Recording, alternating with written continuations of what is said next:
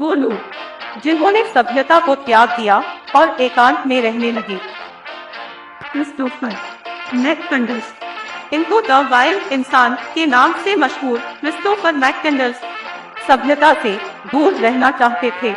अगस्त 1992 के अंत तक भूख से मरने से पहले उन्होंने अलास्का के जंगल में 113 दिन बिताए। टिमोथी ट्रेडविल, वह एक अमेरिकी भालू प्रेमी थे जो अलास्का के कटनई नेशनल पार्क में तटीय भूरे भालुओं के बीच रहते थे। गौरतलब है कि जंगल में 13 साल रहने के बाद उसे और उसकी प्रेमिका को एक भालू ने मार डाला और खा लिया। एवरेट लुइस एक अमेरिकी कलाकार, कवि और लेखक थे जिन्होंने कोलोराडो पठार के ऊंचे रेगिस्तान का पता लगाने के लिए घोड़ों और गधों का इस्तेमाल करते थे।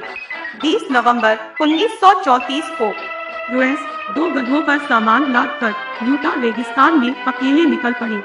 वह फिर कभी नहीं दिखे। हेनरी डेविड थोरो एक प्रसिद्ध अमेरिकी लेखक और प्रकृतिवादी थे।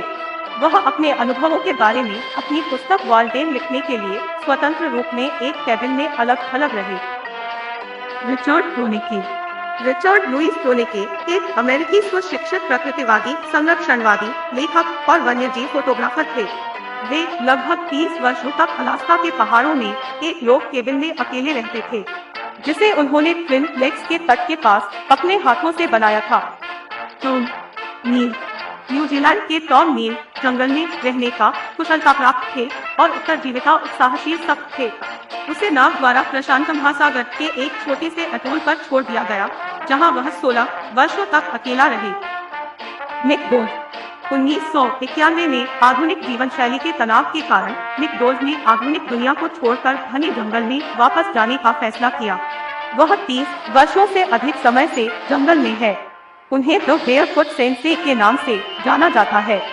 डेविड ग्लैशीर एक ऑस्ट्रेलियाई व्यवसायी है जो अपनी संपत्ति खोने के बाद ऑस्ट्रेलिया के उत्तरी तट पर रेस्टोरेशन द्वीप पर भगोड़ा बन गए। वह वहां 2 दशकों से अधिक समय तक रहे। गुस्टेस कॉनवे एक अमेरिकी प्रकृतिवादी है जो कई दशक उत्तरी कैरोलिना के जंगल में रहे हैं।